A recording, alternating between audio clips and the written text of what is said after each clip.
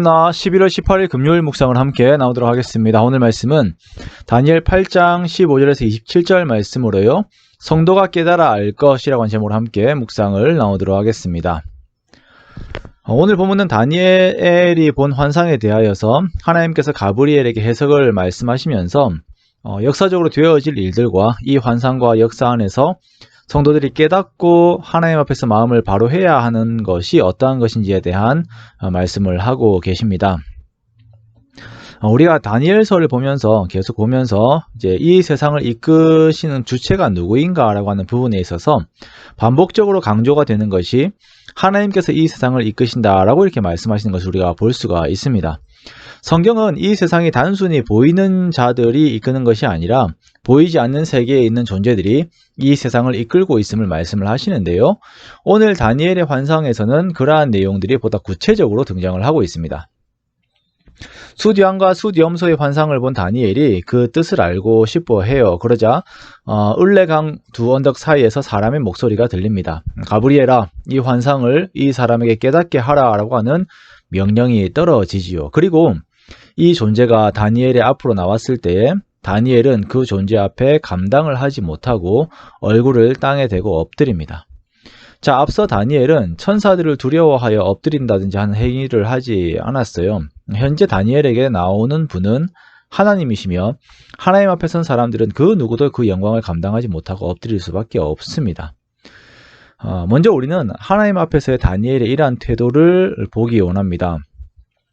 우리가 하나님을 알되 너무 쉽게 아는 경향이 있는 것 같습니다. 하나님을 문서로 혹은 개념으로만 알다 보니까 하나님 앞에 나아간다는 것 혹은 하나님의 말씀 앞에 선다라고 하는 것을 보다 쉽게 생각을 하게 될 때가 있어요. 그러나 다니엘이 하나님을 마주하였을 때 보인 이러한 태도는 우리가 하나님 앞에 설 때에 참으로 두려움 속에서 경배하는 자세, 경외하는 자세를 가져야 함을 말씀하고 있습니다.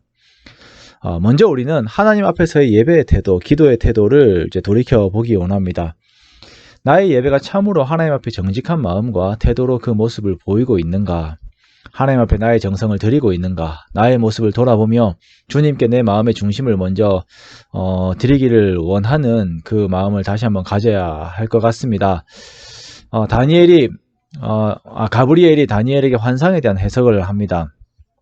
우리가 어제 보았던 대로 숫양은 메대와 바사의 왕들입니다. 숫염소는 헬라 왕들이에요. 자, 그런데 여기에서 우리가 유심히 보아야 하는 것은 23절에 나타나는 한 왕입니다. 이 왕은 안티오쿠스인데요.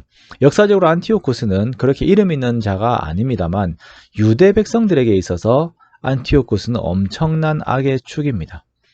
안티오쿠스는 왕의 자리를 위해서 조카들을 제거하고 헬레니즘 문명을 강조를 하면서 유대인들의 법을 무시하고 성전에 제우스 신전을 세웠어요. 25절에 보면 그가 마음이 교만하고 속임수로 정복을 합니다. 역사적으로 보면 예루살렘을 좋은 말로 안도하게 한 후에 기습 공격을 하여서 정복을 하였습니다. 그러면서 그가 스스로 서서 하나님을 대적해요. 자, 이러한 일들이 당하고 있는 유대인들에게 있어서는 고난의 연속이요, 안티오쿠스에게 있어서는 자신의 야망이 이루어지는 것이 아주 순조롭게 진행이 되는 것처럼 보이는 상황입니다. 이러한 과정들이 성도들에게 있어서는 괴로움이에요. 이거 보고만 있어도 괴롭죠. 그런데 하나님께서는 이 모든 것이 유한의 성격을 가지고 있음을 말씀을 하십니다. 25절의 마지막에 그가 하나님을 대적할 것이지만 사람의 손으로 말미암지 아니하고 깨지리라 라고 그 결과를 분명하게 말씀을 하십니다. 즉 성도를 괴롭게 하는 모든 악이 영원하지 않다라는 것입니다. 자, 그렇다면 이러한 환상을 통하여 성도들이 마음에 새겨야 하는 교훈이 무엇입니까? 그것은 세상의 악함과 그 수단의 마음을 빼앗겨 그들을 따라하는 삶을 사는 것이 아니라 하나님의 거룩을 계속 추구하는 것입니다.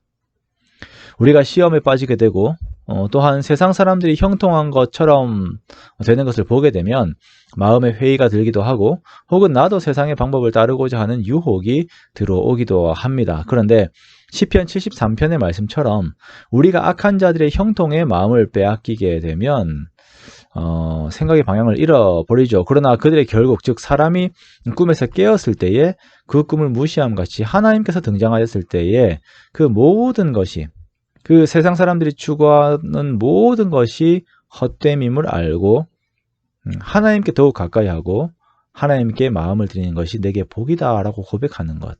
이것이 성도의 참된 고백이자 또한 그렇게 마음을 드리는 것이 성도의 본분인 것입니다. 다니엘서에서 반복적으로 교훈하는 것은 하나님이 보이지 않는 것과 같은 그런 상황들 속에서도 보이지 않는 하나님을 믿는 믿음 안에서 더욱더 거룩을 지키는 성도의 그 삶의 태도입니다. 끊임없이 믿음의 인내를 가지는 것입니다. 사단 마귀는 눈에 보이는 이 세상의 것이 전부라고 우리를 속이면서 우리가 그 안에 구속되게 하려고 하지만 우리들은 하나님께서 우리의 의지할 바위 되심을 고백합니다. 그러므로 항상 하나님의 말씀 안에서 스스로 더욱 성결하게 살며 주의 기쁨이 되는 우리가 되기 원합니다. 그렇게 주의 말씀 안에서 힘을 얻는 우리가 되기 원해요.